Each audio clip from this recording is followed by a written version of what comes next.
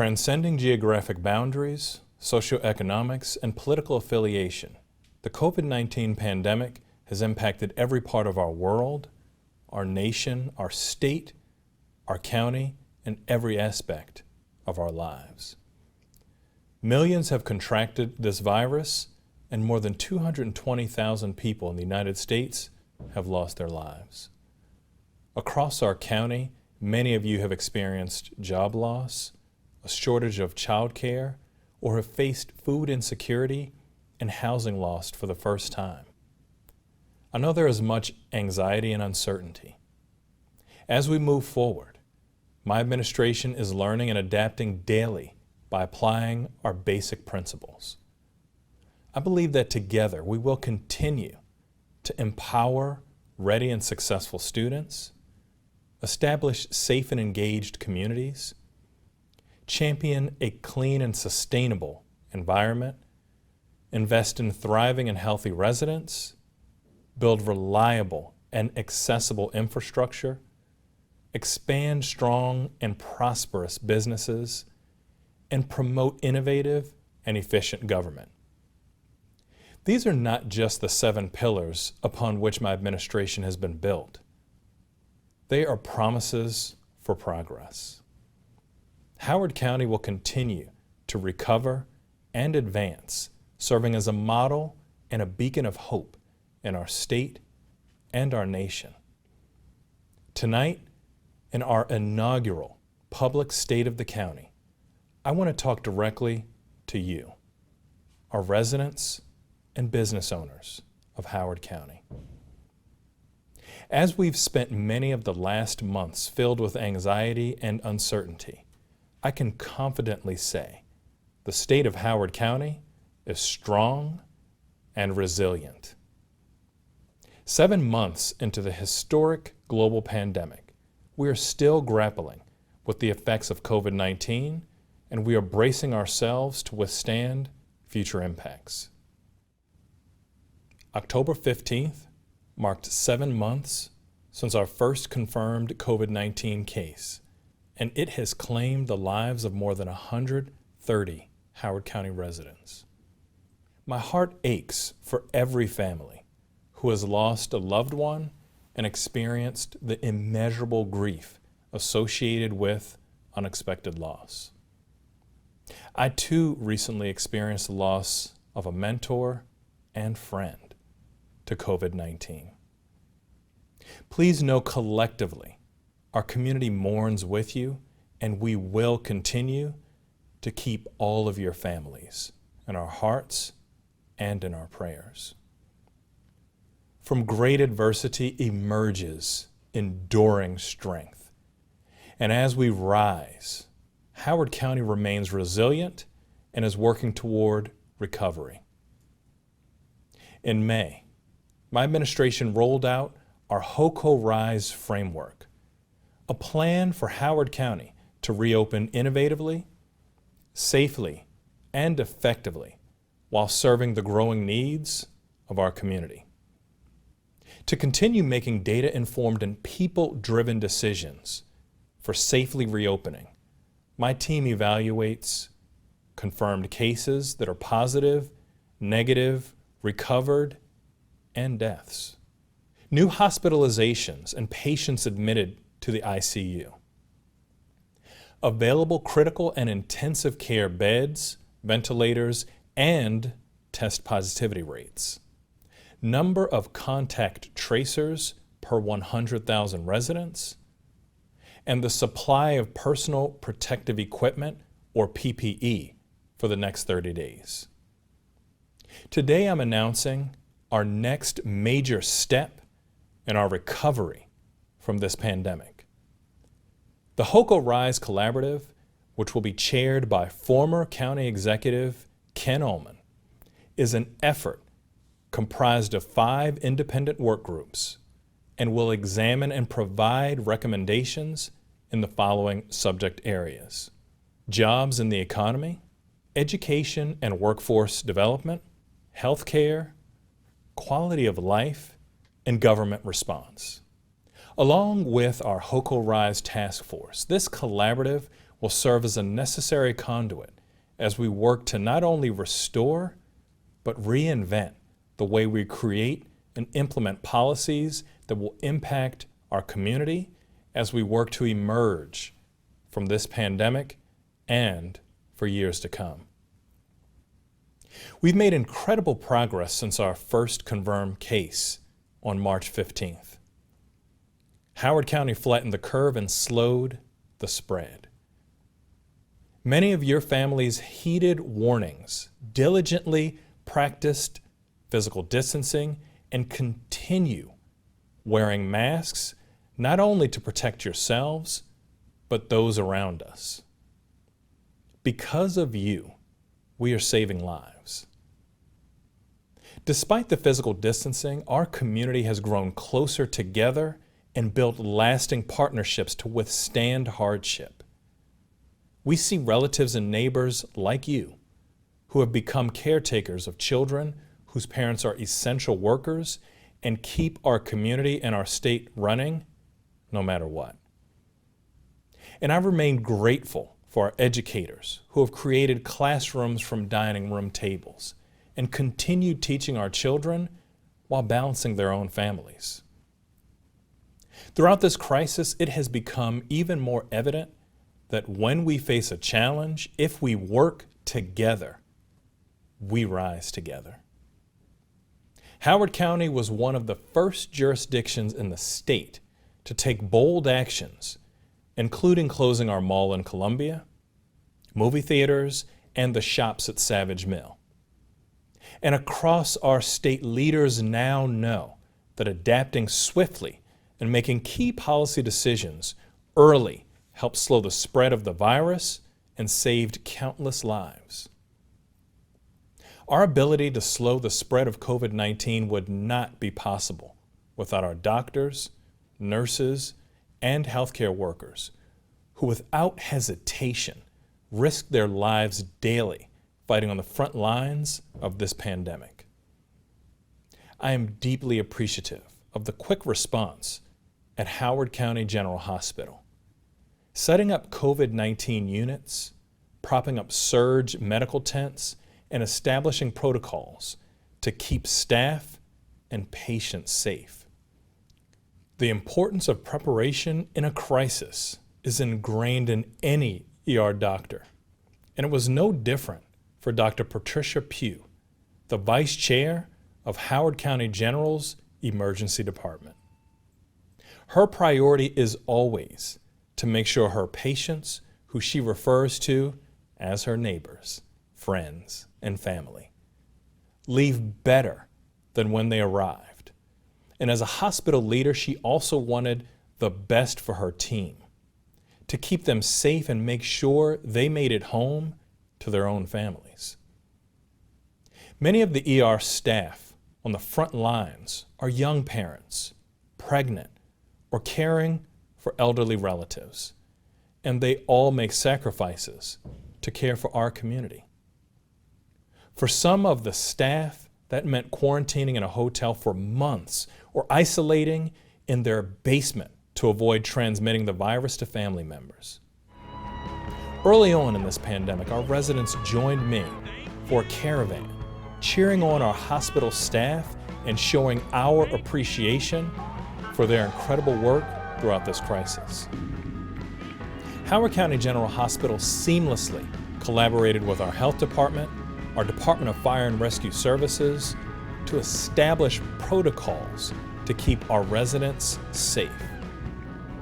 Fire and Rescue Services established hospital liaisons to assist with patient transfers. They also instituted a decontamination team to increase EMS transport turnaround time at the hospital. And by strictly adhering to proper protocols and guidance, not one fire and rescue employee contracted COVID-19 from work-related patient exposure to date. Our health department worked to onboard and train contact tracers, increasing from 2 to 50 in order to track the spread of this virus.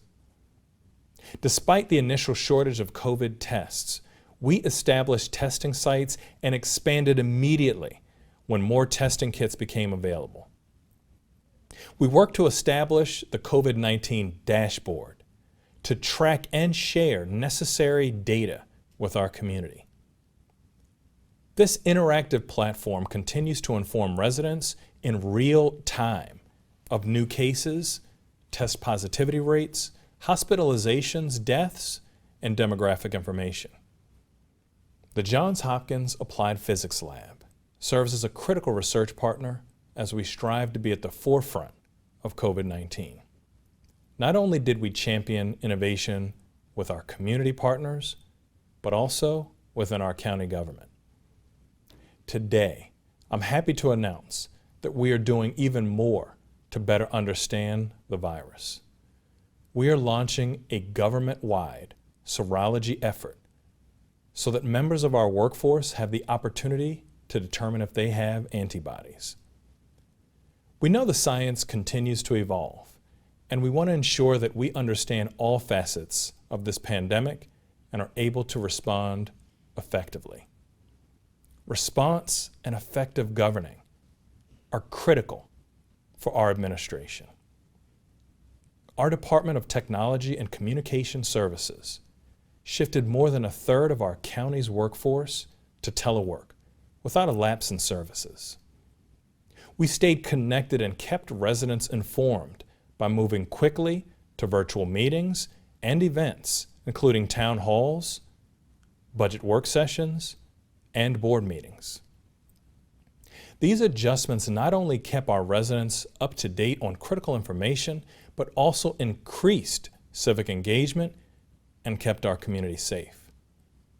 As the virus began to take hold around the country, states and counties clamored to find and purchase PPE. And as demand spiked, federal agents seized that PPE that was bound for counties nationwide.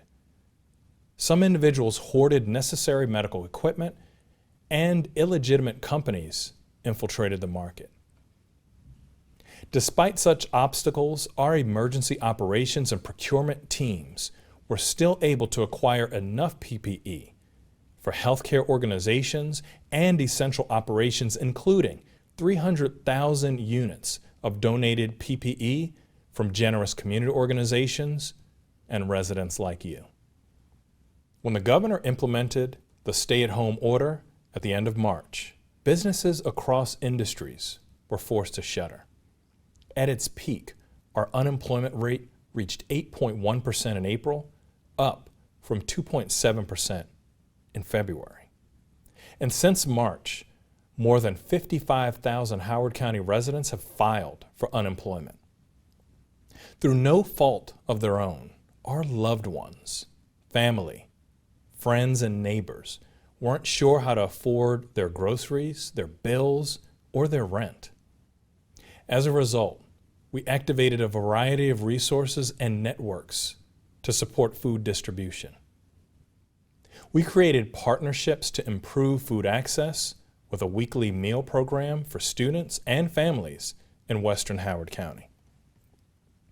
We launched new tools for families to find food distribution sites and established areas of collection to navigate the ever-expanding need. To support hard-working farmers, we created HOCO Farm Connect, an innovative and inclusive way for residents to invest in our community farms and buy local produce.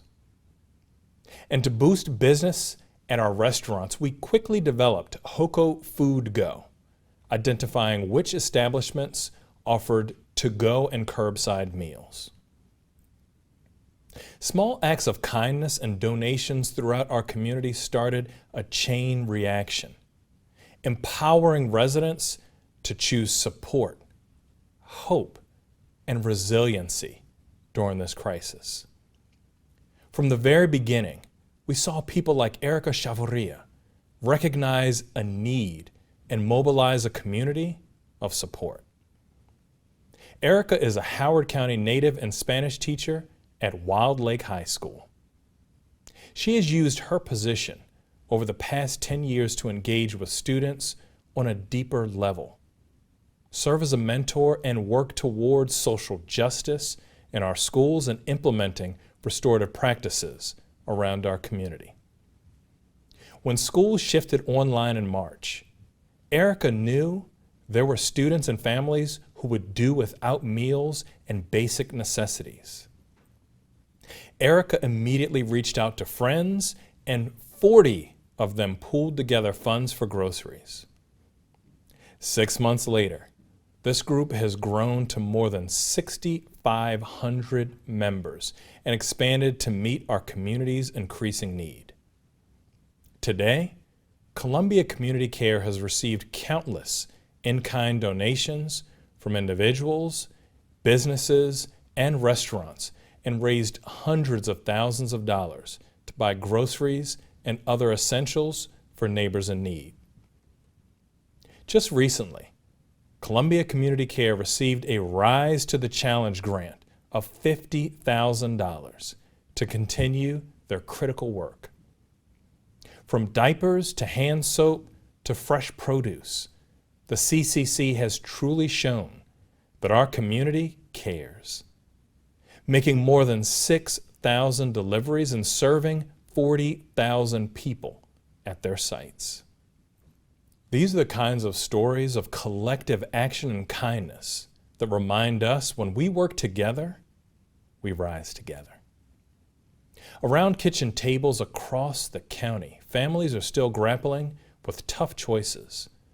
Many plans for the future have been put on hold indefinitely.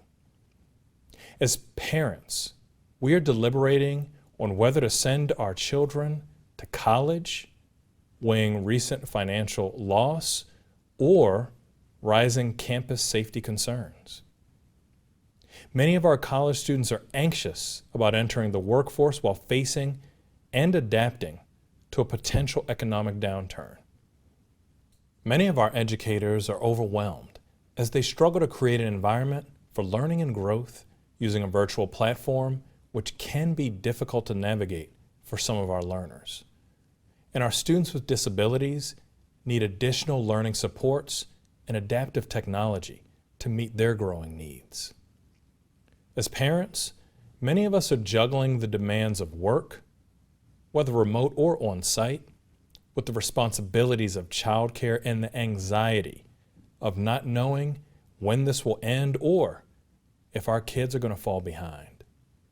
As a father of 2 students in our school system, I understand the careful balancing act and the dedication it takes to be a source of strength and support. With our 50-plus centers still closed, opportunities for our aging population to connect and build relationships has been relegated to interfacing online. And many of us are dealing with the negative mental and emotional effects of continued isolation from our friends and family, while still navigating and wondering what comes next. Today, we still face a long road to recovery, but if we continue to work together, I truly believe that we will rise together.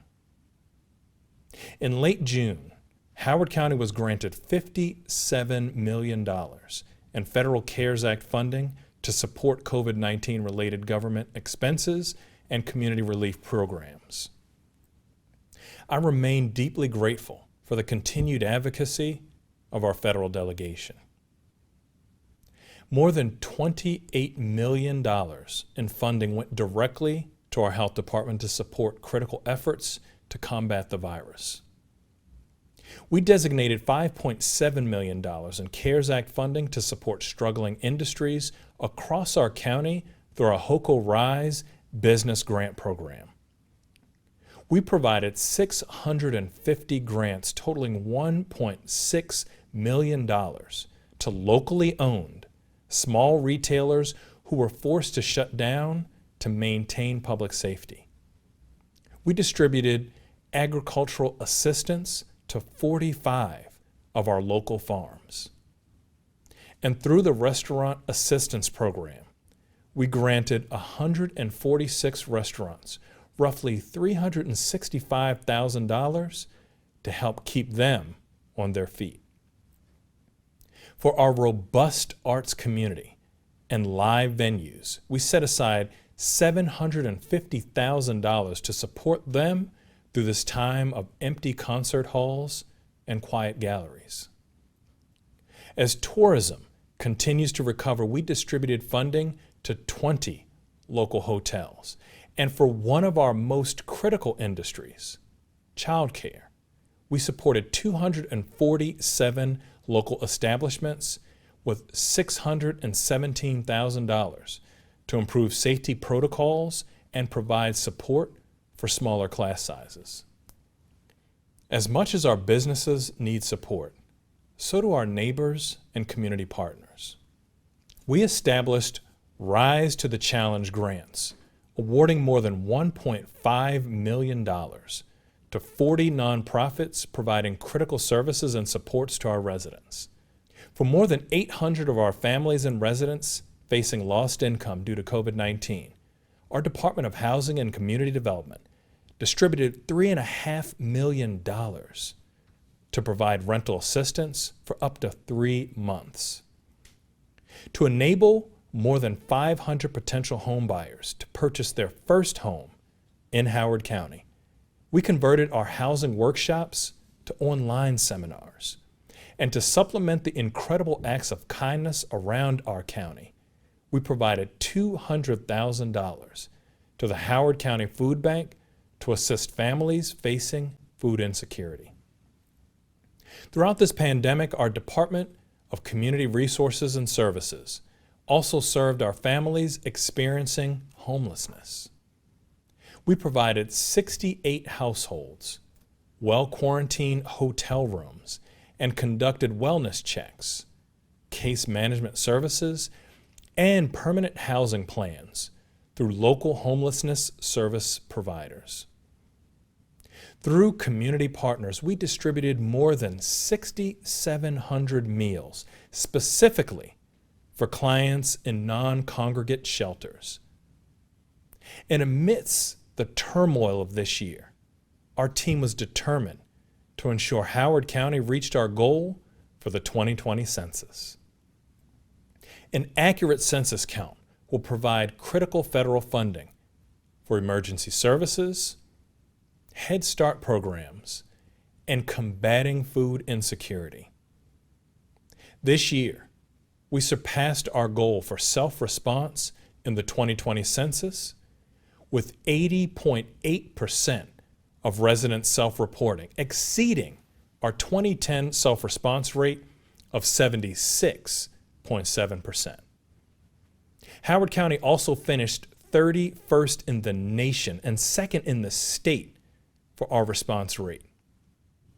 My goal has always been to invest in critical services for every resident in our community, even in the face of an unpredictable economic outlook. Despite some federal relief, there are still significant financial gaps in our ability to respond to this crisis and keep our nation, state, and county on track.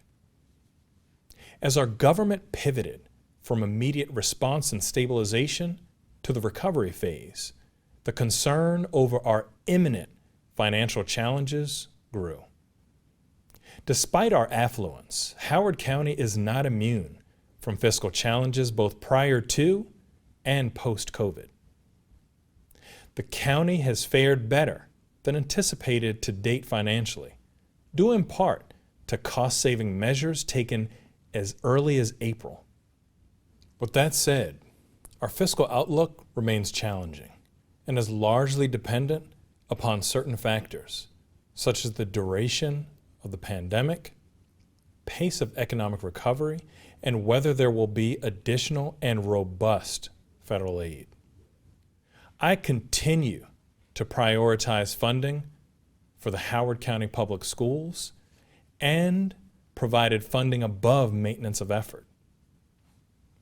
I understand the necessity of investing in our school facilities, which is why this year my administration supported the highest capital contribution to our schools in 14 years.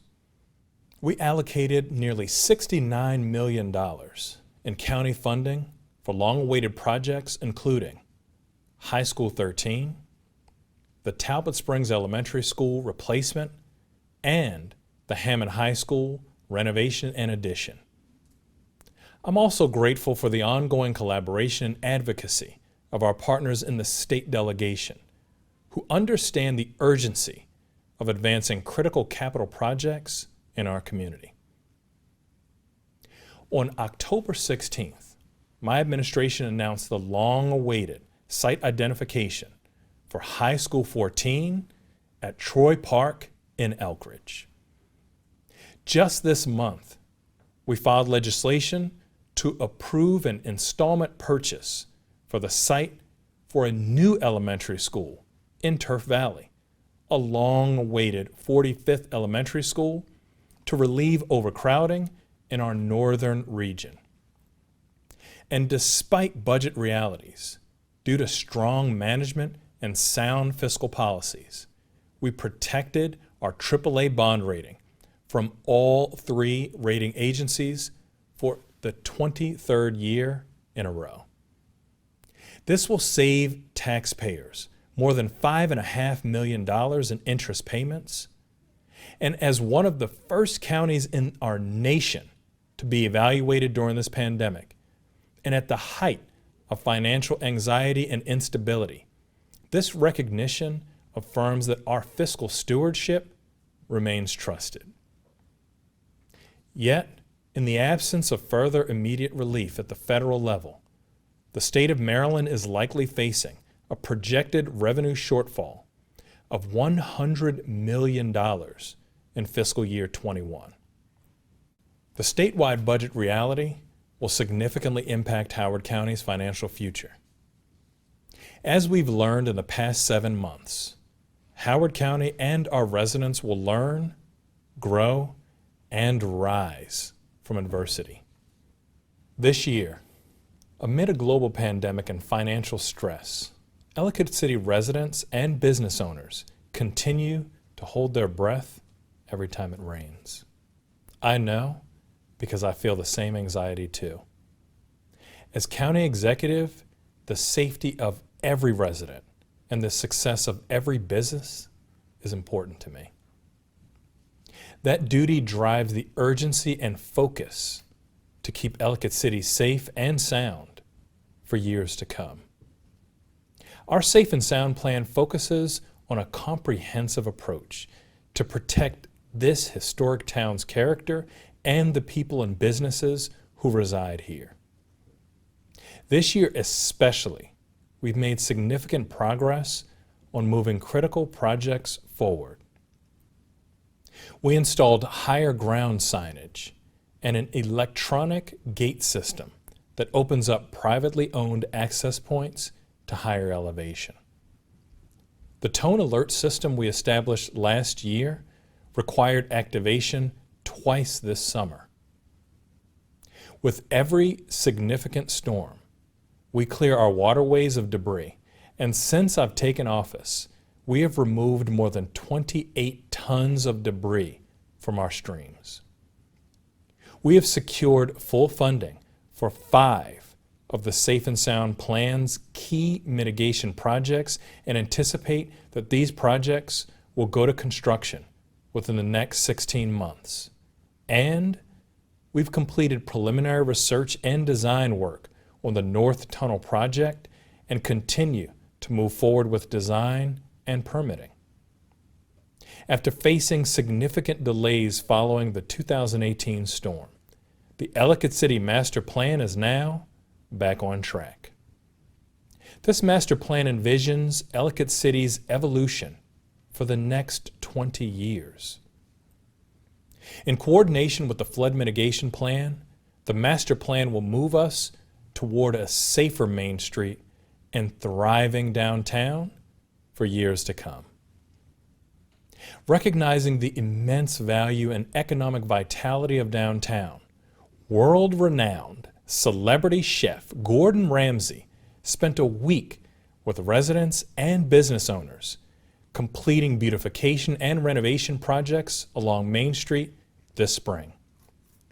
The 2-hour premiere of his show highlighted our community's resilience to a national audience and underscored the unique appeal of our nearly 250-year-old town. We have all experienced the special charm and history of Ellicott City. For 40 years, Tersicles has been a cornerstone of Main Street. I know my family and others have chosen Tersicles to celebrate birthdays, anniversaries, and other meaningful milestones. This community treasure withstood the test of time and adversity, surviving a hurricane, a devastating fire, and still managing to carry on after both the 2016 and 2018 floods. When founder and namesake Ferdinand Tersicle passed this summer, the loss was felt throughout our entire community.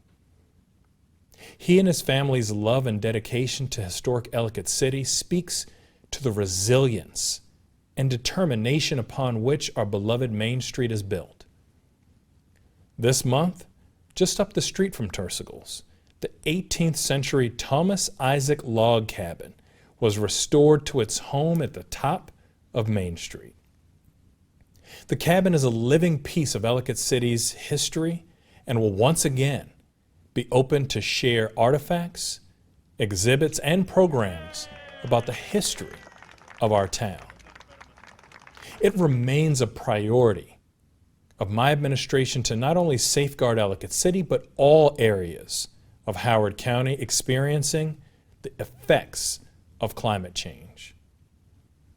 Between 1958 and 2012, the Northeast of the United States saw more than a 70% increase in the amount of rainfall measured during heavy precipitation events, more than any other region in the United States. And although the year is not over, we have already seen 14 flash flood watches in Howard County, almost 3 times than what we experienced in all of 2016. We cannot stay complacent in the global fight to slow climate change. Howard County must continue to lead with innovative technology and bold policies. Last year, we passed stronger stormwater regulations to ensure that everyone who develops in or around Ellicott City invests in adequate stormwater management infrastructure. For nearly 2 decades, our Forest Conservation Act remained unchanged. In recent years, the Act's out-of-date standards lacked real positive environmental impact, and my administration implemented the strongest forest conservation law in the state of Maryland to mitigate the loss of natural lands. Green infrastructure can no longer be an afterthought. It must be built into how we plan and grow. We can't cut down trees in one location and replace them in another. And now 75% of trees replaced must be within a development project site. And we're offering incentives to encourage tree planting in the watershed and other areas that need it the most. Since taking office, we've planted more than 50,000 trees, including giving away more than 4,000 trees for residents to plant on their property. Our commitment to sustainable growth and combating the effects of climate change and erosion of our natural lands sets an example for our neighboring jurisdictions and other counties. All of us contribute to the health of our environment, and Howard County will continue to lead on this issue. We're not just making sure trees are replanted, though. We're conserving our existing green spaces. Working with the community of Savage, the county recently purchased the Savage Remainder property using program open space funding. This nearly 5-acre parcel of land has been designated by the state of Maryland as a targeted ecological area. And just last week, we dedicated a new green space in downtown Columbia to Vivian Millie Bailey, or as most people know her, Miss Millie. Millie is a longtime Howard County resident and served the military during World War II. Many of you may recognize her as the 102-year-old woman who checked jumping out of a plane off her bucket list just last week. Now, the Vivian C. Millie Bailey Neighborhood Square is officially open for our residents to enjoy. Our county is known around our state and our nation for our deep agricultural history and our numerous community farmers who provide local produce, meat, dairy, and so much more for their neighbors. We know how important it is to preserve and protect this part of Howard County. While the prior administration essentially ended the agriculture preservation program for our rural community, we did the work and collaborated with the board to modernize the AgPres program. Today, I'm pleased to announce the Ag Preservation Board recently made its first approval in this program cycle to Charles Denise and Alan Sharp and the Sharp Farm. Furthermore, by launching HOCO by Design, we are moving forward with updating our general plan, a long-range visionary outline that establishes how our county will advance and manage economic, environmental, and social conditions.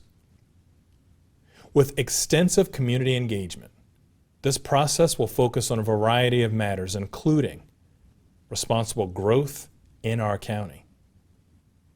For many of us, home is somewhere you feel secure and part of an inclusive community.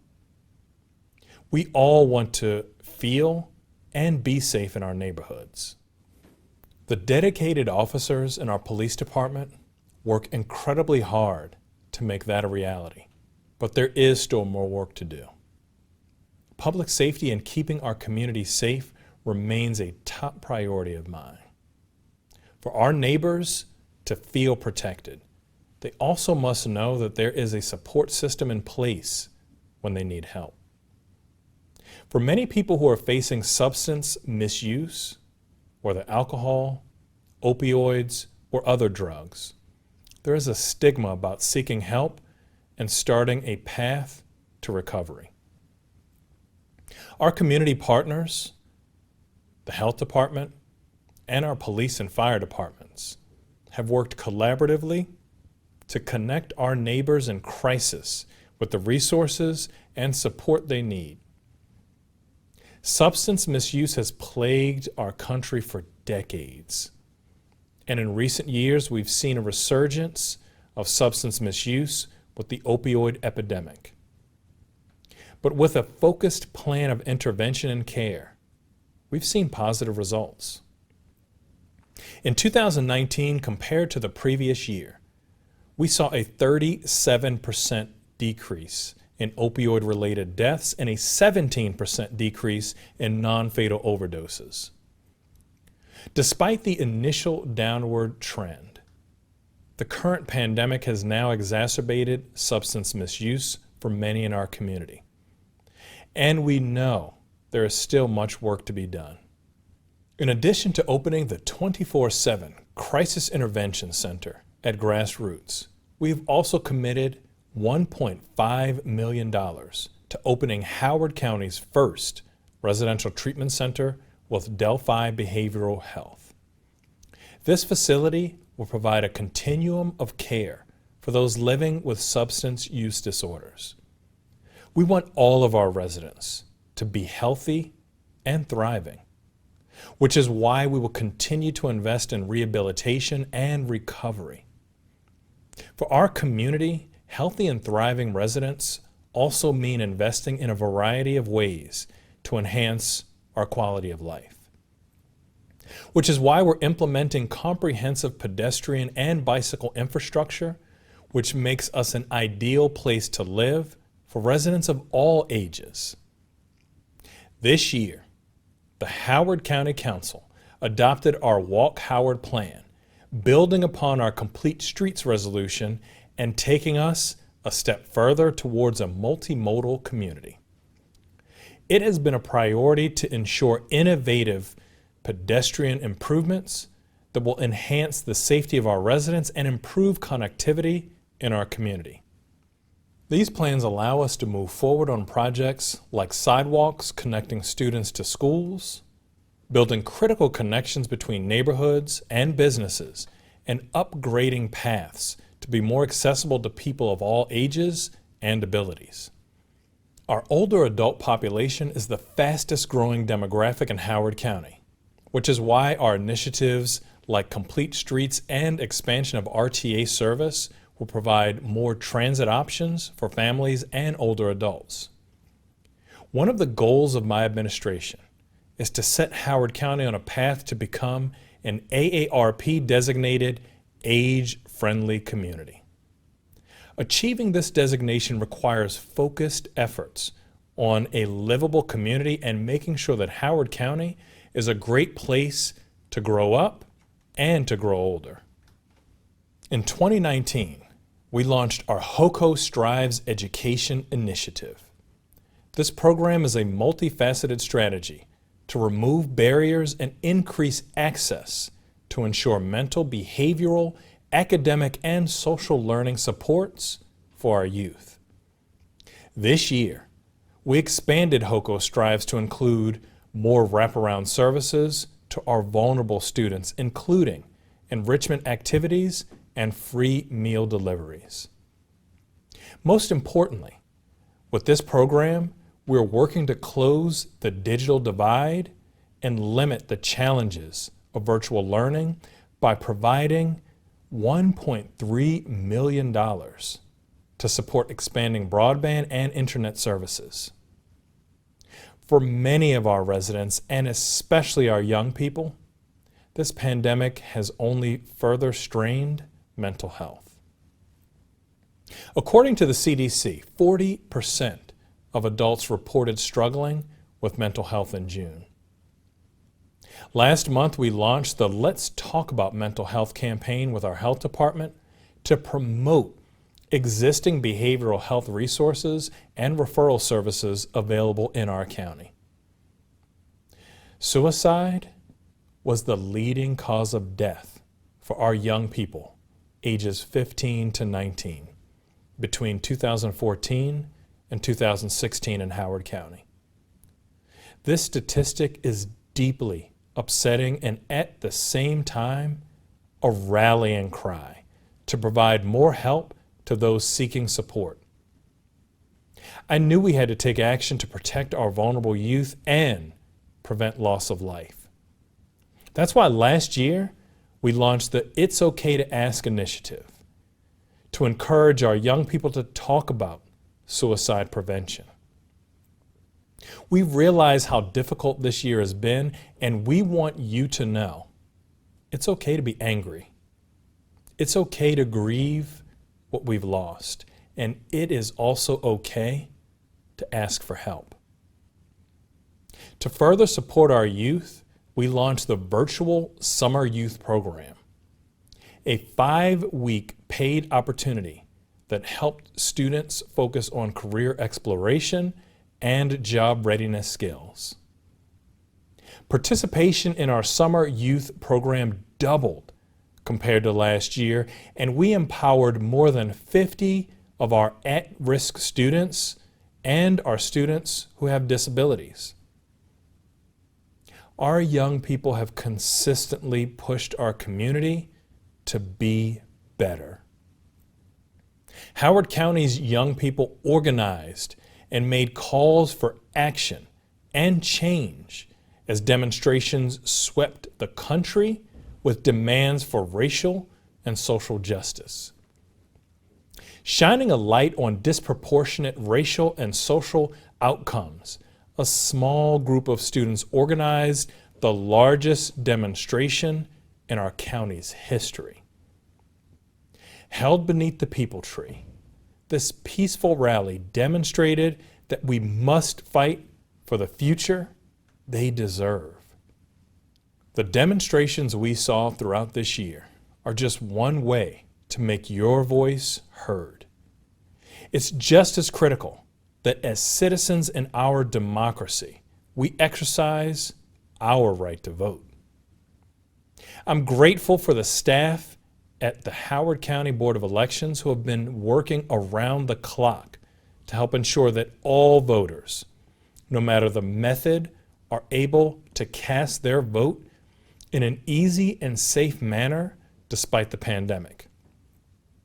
There are more than 227,000 Howard County residents who are registered to vote, and I encourage all of you to cast your ballots this year. While Columbia was founded with the ideals of inclusion, diversity, and equitable policies, this new generation took to the streets to remind us there is still much work to do, and we cannot take for granted the power we have to evoke change. My administration knows these disparities exist, and this year established a position for an equity and restorative practices manager within our Office of Human Rights and Equity. This position will identify current disparities and implement practices and policies to eliminate them. Through restorative practices, this position will help our community in strengthening relationships and building social connections. Social disparities can range from opportunity gaps, poor health outcomes, to lack of financial access to lending and business growth. And throughout this year, my administration has prioritized strengthening partnerships between small, local, women-owned, disabled-owned, and minority-owned businesses and trusted financial institutions. Additionally, with the groundwork laid by my administration and our Economic Development Authority, we've made progress empowering our residents to get back to work. Our most recent unemployment rate of 5.4%, down from 8.1% in April, is one of the lowest rates in Maryland and has decreased steadily since June. We are putting people back to work, assisting those in need, and making sure Howard County is striving not only to be the best overall, but the best for all. Throughout this year, we have tackled many challenges, and while we are not out of the woods just yet, we know that if we work together, we rise together. I have the utmost faith in Howard County residents determined to lend a helping hand to our neighbors. I believe that together, we will move forward embracing opportunity and fortifying our future. In the words of the late Maya Angelou, you may encounter defeats, but you must not be defeated. I am incredibly optimistic when I hear the ways in which our community has rediscovered the connections that matter and work to elevate one another. Every day, I see acts of kindness and glimmers of hope that we will rise above this challenging period in our nation and in our own backyard. It is my absolute honor to serve as your Howard County executive. I believe that we will never be defeated and that ultimately we will rise together. Stay well, be safe, and remain resilient.